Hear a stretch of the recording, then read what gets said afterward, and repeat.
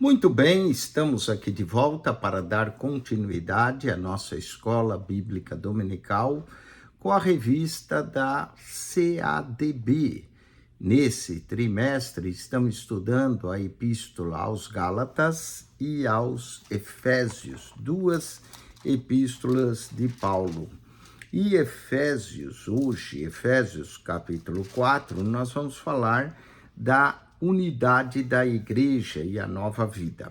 Efésios capítulo 4 possui 32 versos. Nós vamos ler do verso 1 até o verso 16, que é metade do capítulo, porque a lição vai focalizar nessa metade aqui, falando da unidade da igreja e da nova vida.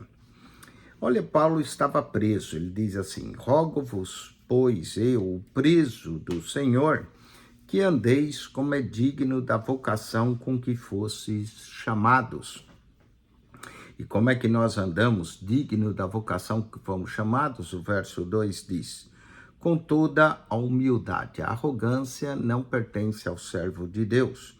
Devemos andar com toda a humildade e mansidão, com longanimidade, suportando uns aos outros em amor, procurando guardar a unidade do Espírito pelo vínculo da paz.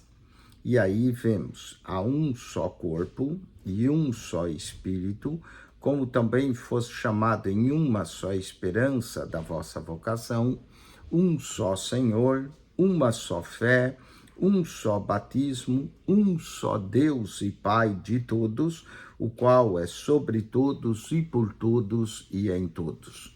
Mas a graça foi dada a cada um de nós segundo a medida do dom de Cristo. Pelo que diz, subindo ao alto, levou cativo o cativeiro e deu dons aos homens. Ora, isto ele subiu, que é senão também antes tinha descido às partes mais baixas da terra. Aquele que desceu é também o mesmo que subiu acima de todos os céus para cumprir todas as coisas. E ele mesmo deu uns para apóstolos e outros para profetas e outros para evangelistas e outros para pastores e doutores, querendo o aperfeiçoamento dos santos para a obra do ministério, para a edificação do corpo de Cristo, até que todos cheguemos à unidade da fé e ao conhecimento do Filho de Deus, a varão perfeito, à medida e estatura completa de Cristo, para que não sejamos mais meninos inconstantes, levados em roda por todo o vento de doutrina, pelo engano dos homens que com astúcia enganam fraudulosamente. Antes, seguindo a verdade em amor, cresçamos em tudo naquele que é a cabeça, Cristo, do qual todo o corpo bem ajustado e ligado, pelo auxílio de todas as juntas, segundo a justa operação de cada parte, faz o aumento do corpo para a sua edificação em amor. Que texto lindo lemos aqui, que Paulo escreveu, essa carta à igreja de Éfeso. O tema da nossa lição é a unidade na igreja e nova vida. O texto áureo está em Efésios capítulo 4, verso 3, onde lemos: esforçando-nos diligentemente por preservar a unidade do Espírito no vínculo da paz. Qual é a verdade prática? É que a maior prova que temos uma vida com Deus são os nossos vínculos com os nossos irmãos na fé. Nessa lição, nós vamos abordar 3 tópicos aqui. Primeiro, falaremos dos elementos da unidade. E para haver unidade, é preciso que haja humildade, mansidão e longanimidade. Depois, falaremos das bases da unidade. Há um só corpo, um só Espírito, um só Senhor, uma só fé, um só batismo, um só Deus. E depois trataremos dos dons que produzem a unidade, o dom de Cristo, Efésios 4, 7, E aí os dons ministeriais, como o dom do apóstolo, do profeta, do evangelista, o dom de pastor e de mestre ou doutor. Vamos então à introdução da nossa lição. O capítulo 4 de Efésios é um tratado apostólico sobre o modo de viver daqueles que integram a comunidade cristã. A igreja é um corpo espiritual, o corpo de Cristo, mas é formada por pessoas de carne e osso. Portanto, como são pessoas, são imperfeitas, mas que precisam aprender a conviver em amor e exercer a fé em Deus, sem ignorar os seus irmãos de fé. Falemos dos elementos da unidade. Paulo aqui exorta os irmãos sobre o estilo de vida e relacionamento que deve prevalecer entre o povo de Deus, isto é, a unidade. Somos diferentes, as diferenças que há entre nós devem ser vencidas pela comunhão, com o amor, com a aceitação de nossos irmãos, que torna os crentes, dessa forma, unidos como irmãos. Vejamos o que Paulo escreve aqui, Rogo-vos, pois eu, o prisioneiro no Senhor, que andeis de modo digno da vossa vocação, que fosse chamado. Como é que se anda de modo digno? Com toda humildade. Humildade, a arrogância não pertence ao servo de Deus. Mansidão, temos que ser mansos, com longanimidade e suportando uns aos outros em amor. Falamos dessas características para elementos da unidade: humildade, mansidão e longanimidade. A humildade faz com que uma pessoa tenha uma correta visão de si mesmo. Somos pecadores, fomos alcançados pela graça de Deus e não devemos agir jamais com arrogância, com prepotência, com soberba, principalmente em relação aos nossos irmãos e aos nossos semelhantes. O segredo é considerar cada um superior, cada si considere-se o seu irmão superior a si. E essa virtude parece corresponder à primeira bem-aventurança do Sermão do Monte. Bem-aventurados, pobres de espírito, os humildes de espírito, porque deles é o reino dos céus. Francis Folkes diz que em Cristo a humildade tornou-se uma virtude. Sua vida, sua morte foram serviço e sacrifício sem qualquer preocupação com sua reputação. Filipenses 2, verso 6, sendo em forma de Deus, não teve por usurpação ser igual a Deus. E tenhamos o mesmo sentimento que houve em Cristo, Filipenses 2, 4. Como cristão é chamado a seguir os passos de Cristo, devemos ser humildes e a humildade ocupa uma parte insubstituível no caráter cristão. Embora Jesus, sendo Filho de Deus, Cristo nos deixou o maior exemplo de humildade ao lavar os pés dos seus discípulos. João capítulo 13, versos 13 a 15. E é isso que ele espera de todos os seus verdadeiros seguidores, que nós sigamos o seu exemplo. Jesus falou: vocês me chamam de mestre e senhor e eu vos lavei os pés para vos dar exemplo. Devemos sim ser humildes, a ponto até de lavar os pés de nossos irmãos. E aqui não quer dizer literalmente, mas sim ajudar os nossos irmãos, submeter-se a eles com humildade. Vamos à segunda característica dessa unidade, a mansidão. Há pessoas que associam a mansidão à fraqueza, mas isso é um equívoco. Ser manso não é ser fraco. A mansidão é suavidade dos fortes, cuja força está no controle sobre as emoções. Às vezes é preciso ser mais forte para controlar os nossos impulsos emocionais do que simplesmente explodir, sermos mansos. A mansidão habilita a pessoa a suportar ultrajes, escarnecimento com paciência e sem irritação, sem ressentimento, ou sem retaliação ou desejo de vingança em ser vingativo. Como no caso, a humildade e a mansidão também se opõem ao orgulho e ao egocentrismo de pensarmos somente em nós. Romanos 2,16. Uma pessoa mansa é aquela que não insiste em determinados direitos, nem reivindica sua própria importância ou autoridade. A mansidão é o poder sobre controle e parece corresponder à terceira bem-aventurança, bem-aventurados mansos, porque eles herdarão a terra. Mateus 5, verso 5. O patriarca Abraão é um exemplo de mansidão. Deixou seu sobrinho Ló fazer a escolha. Disse a Ló, se você for para a direita, eu vou para a esquerda. Isso é mansidão.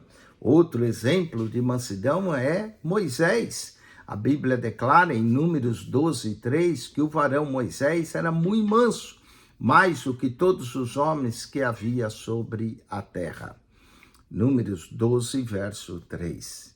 Falemos agora do terceiro, humildade, mansidão, longanimidade, quer dizer, longo ânimo. A longanimidade é sinônimo de paciência e a capacidade que adquirimos em Cristo para não revidar. O cristão longânimo adquire em Cristo a capacidade de tolerar. A longanimidade soa semelhante à quinta bem-aventurança do Sermão do Monte. Bem-aventurados misericordiosos, aqueles que perdoam. Longanimidade é característica de quem é tardio em irar-se, tardio em se aborrecer, que resiste às provocações, que possui uma tolerância com a capacidade de suportar as situações mais adversas, com paciência, com controle, com firmeza e com serenidade. Além disso, a longanimidade é uma capacitação de graça que nos habilita a suportar os irmãos mais fracos. Romanos 15, verso 1. Se nós tivermos esses três elementos, humildade, mansidão e longanimidade, é isso que promove a unidade. Essas são as bases da unidade. Após exortar os crentes a praticar essas virtudes, humildade, mansidão e longanimidade, que promove a unidade da igreja, o apóstolo então passa a apresentar os fundamentos dessa unidade. Vejamos, há um só corpo e um só Espírito. Note que o Espírito aqui aparece primeiro, depois o Senhor segundo, depois o Pai, Deus Pai. Há somente um corpo e um Espírito, como também fosse chamado numa só esperança da vossa vocação. O corpo aqui trata-se do corpo de Cristo, que é a igreja formada tanto por judeus quanto por gentios, em todas as épocas e em todas as gerações, as quais foram regeneradas pelo Espírito Santo, através da fé em Jesus Cristo. Há pessoas que confundem igreja com denominações religiosas. Os grupos religiosos que estão espalhados pelo mundo afora e que seguem a Cristo e as Escrituras são representações locais da igreja de Cristo, que é o corpo místico, que atravessa as barreiras, atravessa o tempo, as gerações. É importante ressaltar que nós pertencemos a Cristo e não à denominação, por meio da fé. E é esse pertencimento a Cristo por meio da fé que nos leva à conversão e estarmos, às vezes, associados a uma igreja local, a uma congregação. Mas devemos entender que é um só Espírito. Refere-se aqui à hegemonia do Espírito Santo, como mestre, como consolador da igreja de Cristo e que habita pela fé no coração dos crentes.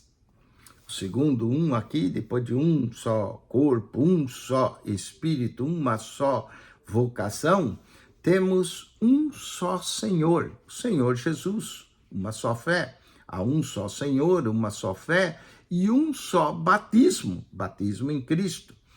Alguém confunde um só batismo com batizado só uma vez. Não é isso que a Bíblia diz. Tem gente que já foi 2, 3 vezes batizado, e tem gente que quando foi batizado, criança não quer ser de novo, mas um só batismo, batismo em Cristo. Ninguém pode servir a 2 senhores. Mateus 6, verso 24.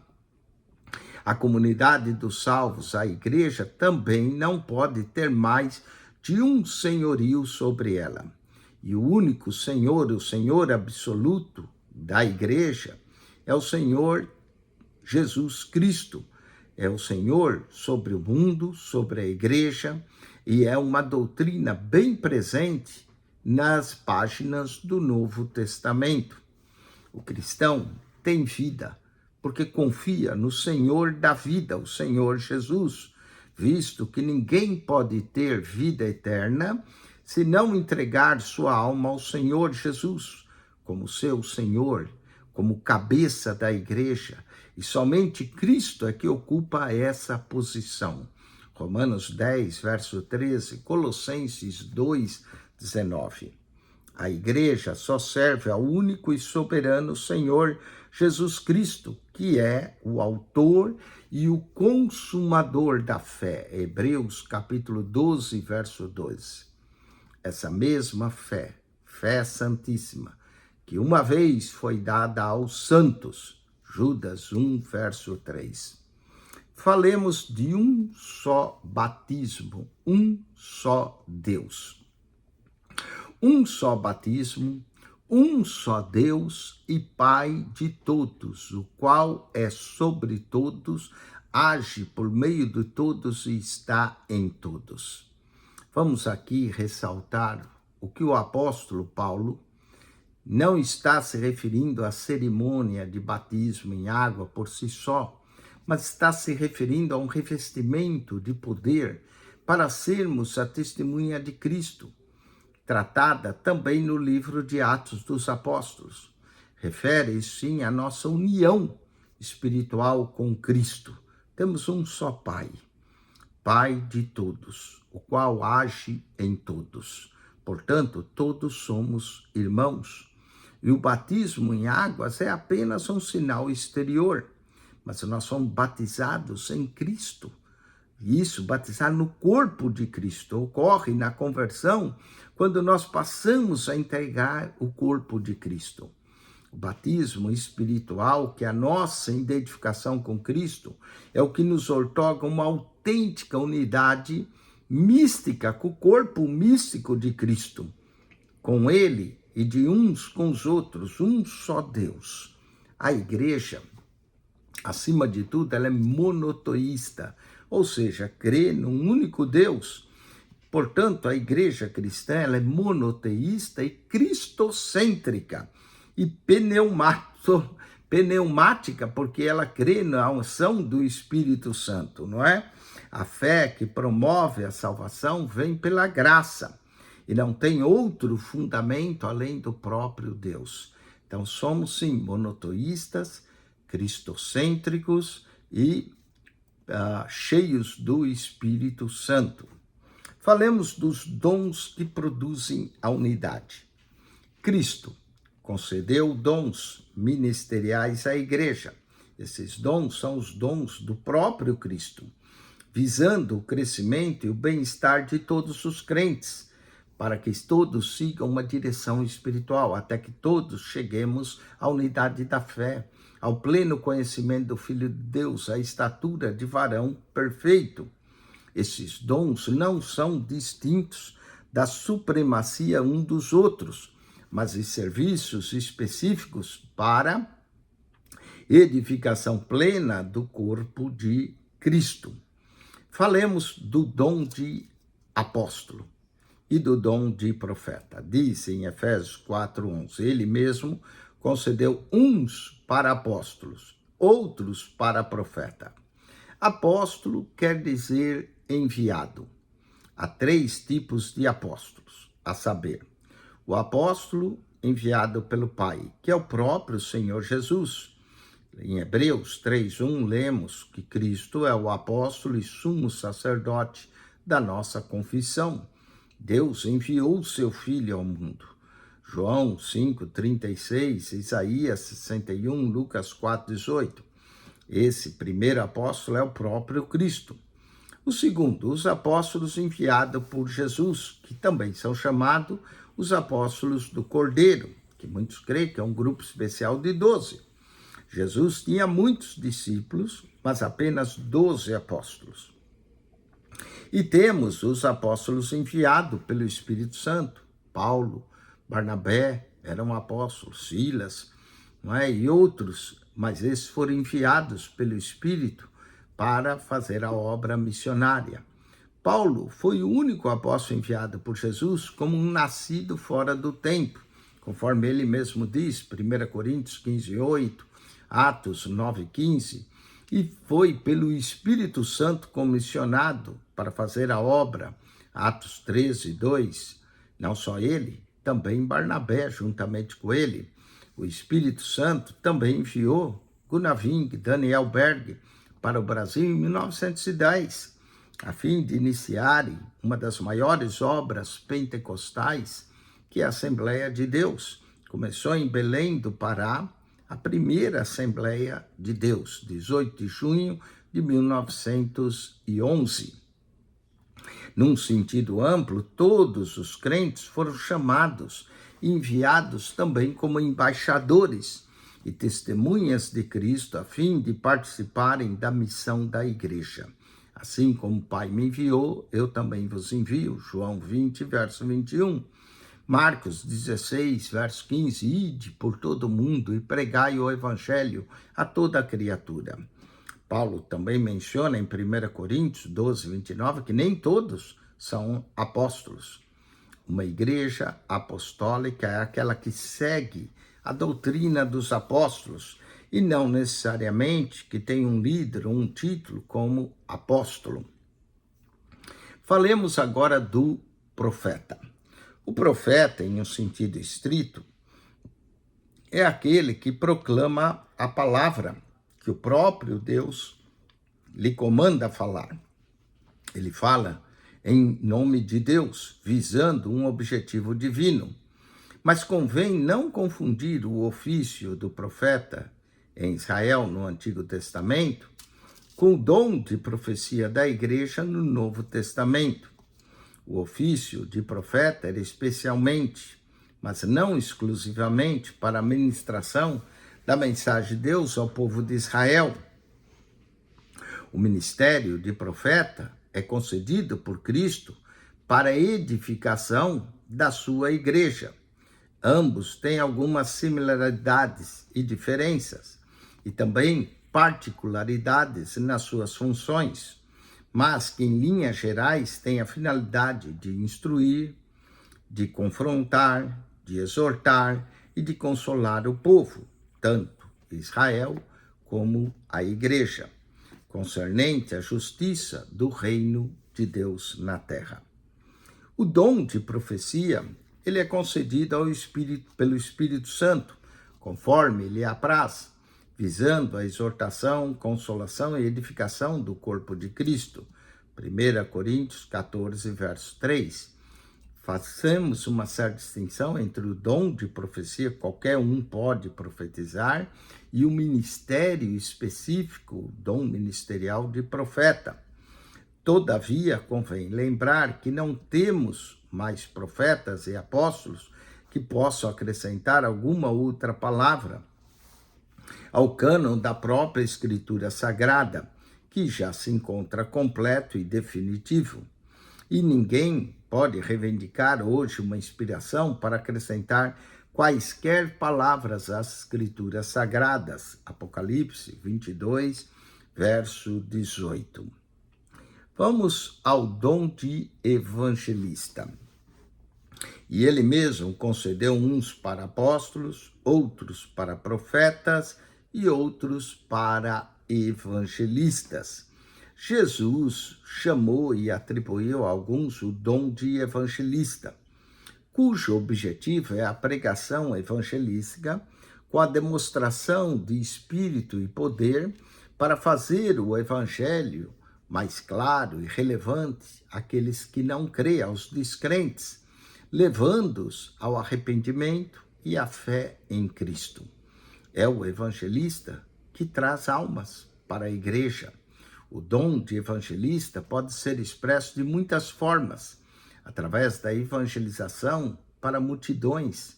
Pode também ser feita uma evangelização pessoal, uma evangelização usando literatura. Pode-se usar filmes, através também de rádio, televisão, através da música, da arte e tantas outras formas de manifestação desse dom de evangelista. O fato de um crente não ter esse dom exclusivo não irá tirar o chamado geral e o privilégio que ele tem de evangelizar e discipular.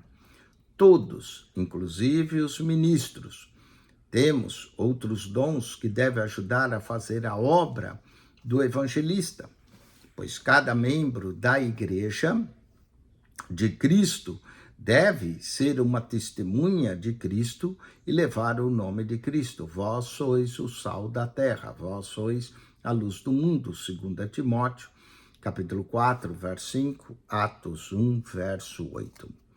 Falemos ainda do dom de pastor e mestre.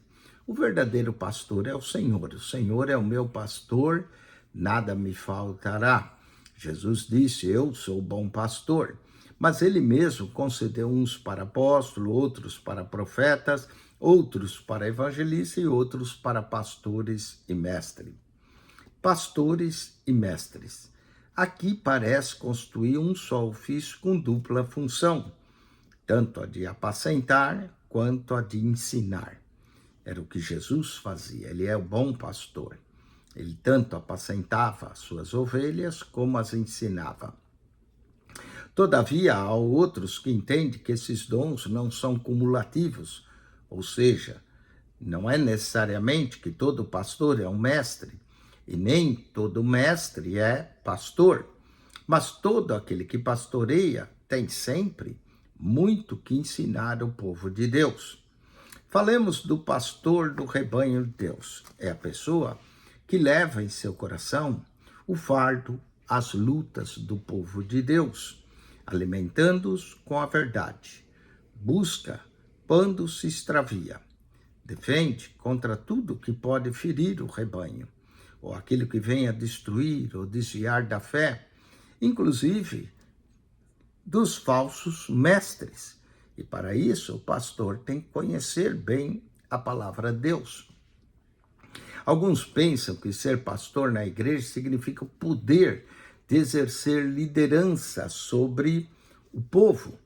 Entretanto, o real significado do pastor é guardador das ovelhas, protegê-las. O exemplo mais claro está na identificação significativa que Jesus mesmo fez, o bom pastor, dá a sua vida pelas ovelhas. João 10, verso 11. Aqui a referência está errada, colocou João 1:11, mas é 10:11. Os mestres são ensinadores da palavra de Deus, de forma lógica, de forma profunda, de forma simples e inspirada por Deus. Antigamente não existiam muitos livros e eles eram os guardiões, os ensinadores da mensagem verbal. O Espírito Santo atua de maneira poderosa no sentido de aclarar as verdades divinas ensinadas aos cristãos. É através do ensino sadio, claro e racional, constante e firme, sempre inspirado pelo Espírito Santo, que a igreja se prepara contra as falsas doutrinas e se fortifica contra os ataques espirituais de Satanás. Todos devemos avaliar se estamos conscientes do dom que Deus deu a cada um de nós para a edificação da igreja, seja como membros, cooperadores ou no exercício de nossa liderança. Nesse capítulo 4 de Efésios, do verso 24 e 30, finda nos admoestando que devemos nos revestir de um novo homem, que é criado segundo Deus, em justiça e retidão, e que despojemos do velho homem, e que não devemos entristecer o Espírito Santo, Efésios 4:30, no qual foi selado para o dia da redenção. E devemos ser misericordiosos, cheios de entranhas, de compaixão e amor. Terminando a aplicação pessoal, cada membro do corpo de Cristo deve cumprir o seu papel no corpo, oferecendo o melhor de si para Deus e também para os seus irmãos na fé. O amor é tanto vertical para com Deus como é na horizontal para com o nosso próximo. Responda, quais os requisitos para a unidade do corpo de Cristo? Bom, os requisitos, que de acordo com a lição, é humildade, mansidão e longanimidade. Cite duas expressões que revelam a base da doutrina da unidade da igreja. Muito bem, a base da doutrina da unidade da igreja, que é um só corpo, um só Senhor, um só Espírito, uma só esperança, um só Deus e Pai. Essa é a base da unidade, os 7 uns, né? Tem umas também. Quais os dons ministeriais que produzem unidade na igreja? Bom, os dons são apóstolos, profetas, evangelistas, pastores e mestres. Todos os 5 dons. O propósito é promover a unidade. Bom, espero que você tenha gostado dessa lição de hoje, que você possa estudar e meditar. Assista o vídeo 1, 2, 3 vezes até esse ensino penetrar no seu coração. Semana que vem nós vamos estudar Efésios capítulo 5. A conduta cristã no mundo e no lar. Não adianta ser santo na igreja e não ser santo em casa. Então, semana que vem, não perca a conduta cristã no mundo e no lar. Deus te abençoe em Cristo Jesus. Acione o nosso canal no YouTube, PR Eugênio Piacentini, o canal da Bíblia. Divulgue esse canal, fale para os seus amigos, familiares, conhecidos. Nós temos quase 8.000 vídeos, comentamos 5 escolas dominicais toda semana para você.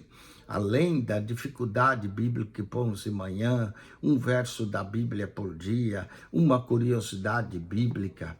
Aqui tem bastante conteúdo bíblico para aumentar o seu conhecimento das Sagradas Escrituras. PR Eugênio Piacentini, o canal da Bíblia. Subscreva.